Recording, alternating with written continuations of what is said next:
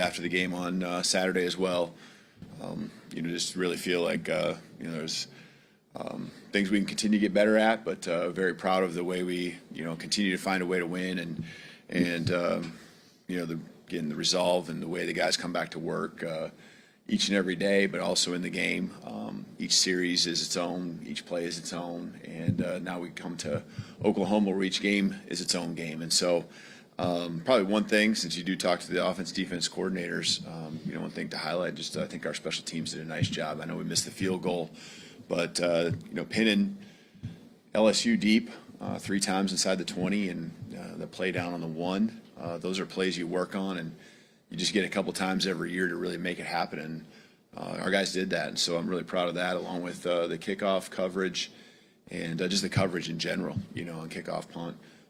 Our guys knew they had a challenge ahead of them this last weekend. If you really looked at what their stats were with those returners, it's pretty impressive, not just maybe this year, but over the course of their careers. And hats off to our guys. They really take a lot of ownership, not just in what they do on the field offensively, defensively, and individually, but our guys, making an impact on special teams. I'm proud of them. So, penalties, love the direction that continues to go. Just 2 for 25 yards and winning the takeover, winning the turnover margin, doing that each and every week. That's just really an identity of who we are. And we're going to have to really do that again this week because we're facing a team that I think abides by a lot of the same things that we emphasize when it comes to physicality, when it comes to, win the turnover margin, winning in the red zone, each side of the ball for Oklahoma. The same thing applies to, what we take a lot of pride in. So they have, good skill with their special teams, and you can see the field goals and their punting game. They excel there. So going to take all 3 phases to have a win come out this weekend, but ready for the week of practice. I know the guys are excited. Thanks, Coach. Let's start with Katie, second row on the left. This is a little off topic, but there's a lot of former Bama guys, NFL guys, Saban guys there at the game on Saturday. Just what's your approach having former players around, even the ones that didn't play for you, and just kind of how does that benefit the guys currently in the program? Yeah, I love it. This is their program. It's ours all together, but they're the ones that built this and made it what it is, and love that they want to come back and are proud of what they accomplished, and hopefully proud of what we're doing right now with so much recruiting and so forth. This week was probably one of those weeks where I didn't get to see as many as I normally do, and whether it's pregame or during the day or even the weekend, saw a few of them. Booker in particular, which is a guy from last year's team, he was around, and just that excites me because that's what we want. You want the alumni to always feel like this is home and a place that they can come back to and be welcome, and want to. Especially in the off season, it's a lot easier to do, but just really integrate everyone together. Our players, hearing the stories, understanding the history, learning as well on how they can continue to be better, because a lot of these guys that are coming back have been in the NFL and understand what that next step looks like, and that's what our guys' goals and dreams are. Jump to Nick on the front right. Yeah, right now the offense has the fewest turnovers per game in the SEC, and the defense has the most takeaways per game in the SEC. Have you ever had a team like that, and what's been the key to having those two at the same time? Yeah, it's emphasis. We talk about what our identity is, and what you just heard from me, and the things that I think are important are what our team heard Sunday. When we got in the team room and reviewed what went well, where we got to improve. But we talk about that. It doesn't happen by accident. We're working on ball security drills. We're working on, stripping the ball, knocking it out. Nakai's punch on the ball was phenomenal. We made sure we highlighted that, not just what he's doing as a player, but that specific play, and emphasize even the one that we didn't get earlier. I believe it was the first drive of the game. And so, you keep doing those things. You play the percentages. I brought up the Missouri game where a couple didn't fall our way, but in the end we got some interceptions to finish out in the fourth quarter. And we're just talking about those plays, and it goes back to defensively make the offense snap it again. The Tennessee game and the interception for a touchdown, the play at the end of the game against South Carolina. our guys believe, and they know if they give the effort and practice and work on those skills, protecting the ball as an offensive player, going after it defensively and have that mindset and attacking, the habits or the habits that we have will lead to plays being made, and you create your own breaks. Let's go to Chase, far left. I know the coaching mentality tends to be this is this year and last year was last year, but is along with that, is there any reminder for the players that, hey, this is the team that kind of wrecked things last year goal-wise, or do you leave that to the veterans and the captains to remind players of that? We have a lot of new players on the team, so there are players that didn't experience that.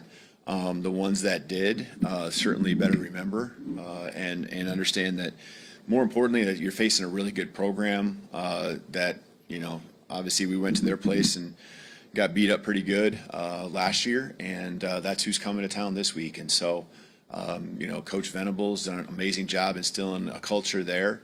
And, we got a team that is coming here hungry. They're in the hunt for a lot of different things as far as reaching their goals. But, for us, we do then try to make sure that we always are focused on really this team being, what we're centered on and us improving. And that's the focus is, again, how did we get to this point this year to where we've had the success? What's it going to take to be our best on Saturday? And so again, you try to hone in on that, but you can't help but remember, the past. And those questions that you asked just now were also asked, a few weeks ago when we played Vanderbilt and so forth. And so, our guys, should remember that because our experiences help us be better the next time around.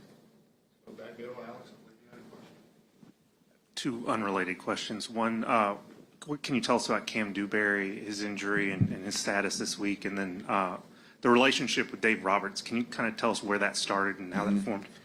Yeah, I expect Cam to be ready to go. He got dinged up a little bit in the game, but he's looking good. He might be early in the week, held up some, but should be fine as the week goes on, as far as what I see right now and hear as well. So with Dave Roberts, just a couple years ago, got a chance to go watch a Dodgers game with Alexis, my daughter. She's softball, and so baseball, that piece right there, it was just fun to go there and watch a game and got to spend some time with him, in the clubhouse afterwards. And I was just blown away at, first of all, how much time he gave me in the middle of his season. I know how hard that is as a coach myself. And then we've just stayed in touch. And this summer I went up and saw him play up in Milwaukee. And again, we just stay in touch. I can't help but notice how great of a job he does of bringing these guys together that he manages. They're all such great players, but he finds a way to have a role for each of them having just such a low ego and enjoying the process of what they're doing and finding ways to win, and the resiliency it took, obviously, the last 2 years in both World Series. It's just amazing. And I think there's a lot of similarities, in our styles maybe. There's probably differences too. It's a different sport, but I got a lot of admiration for how he manages and how he gives his time, and the presence he has when he walks into a room, it just really blows me away. And again, him coming here this last weekend, something that was kind of on the docket, going back quite some time, I think probably a month or two ago, and so I was really looking forward to it. And I think he had, they had a great time watching the game, but we also had a great time taking a few nuggets to learn from to help us be better as coaches and be better as players. Let's go right across the aisle to Joe.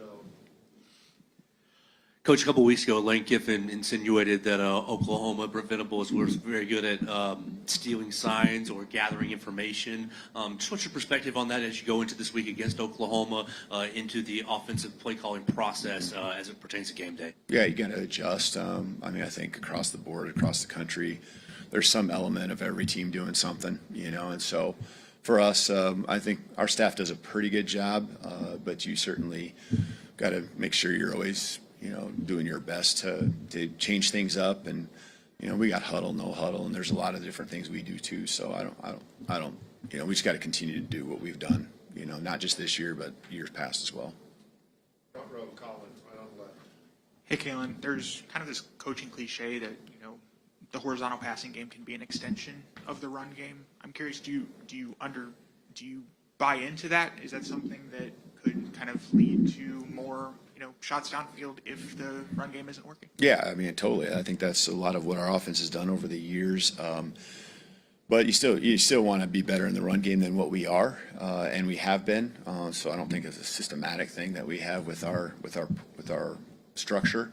But you want to make a defense have to defend everything from sideline to sideline, and have them be concerned about what you're going to do vertically. And so we can talk forever I would love to, because I love that part of it, the style and the schematics of it.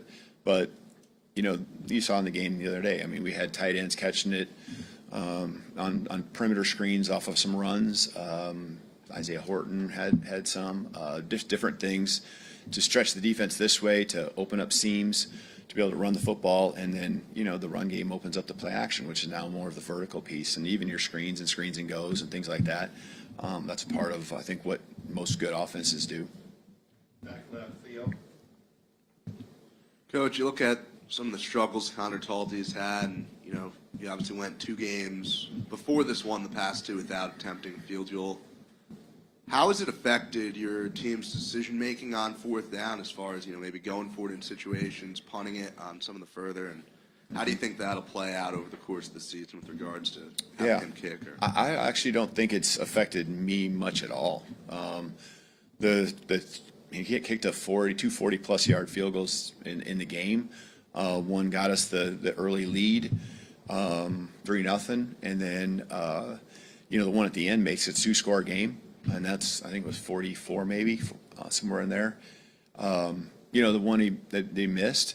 I think the great kickers can overcompensate for maybe the execution of the rest of the snap and the hold not being perfect.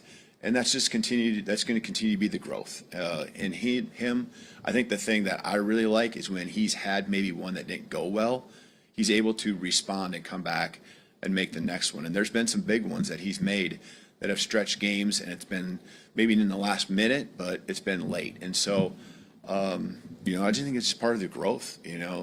This is really his first year out there, and him being able to respond and just take whatever happened, move it off to the side, and go make the next one, because that's what's in front of him. That's what you got to do. And I think we punted probably about as close as we've been all year, late in the game there, and that's the one that we pinned him deep.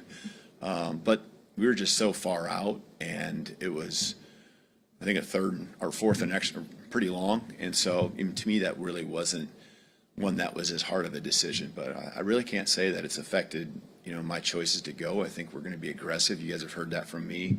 We're going to play to win at the right times. But, we get down in there. I trust our defense, too. If we don't convert like we did, early in the game, I trust that our defense will have a great mindset to go out there and go play ball. And it doesn't affect them. You can't put them in bad spots over and over again, but they're gonna bow up and do their job. And we've talked about that a lot in team meetings. Let's finish up with Emily Grace, right in the middle.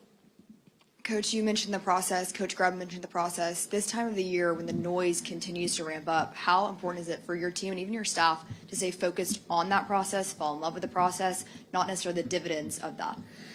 Yeah, I think this year, every year's got noise, right? But I think this year it's been so much different types of noise that we've had to deal with, that again, we've become, I think, a pretty good team when it comes to pushing that out and understanding that what's in front of us is all about us, and how we think, how we respond, the work we put in. And so tomorrow morning, I already told the guys on Sunday, we got a hard reset. We go back to work, and we understand our strengths, we understand our weaknesses, who we are as a team, and we just continue to get better. And so you're exactly right. That process and that weekly process, we need to keep refining individually and as a team what we're doing, evaluating now as we get in the season. What's our practice plan look like? Just the little tweaks, and you learn from years and years and years of coaching, you know, what that should look like, what worked, what didn't work. And then the players, you know, what's the note-taking process look like? What's the rehab process, recovery, and all of that. And so there's so many pieces to it.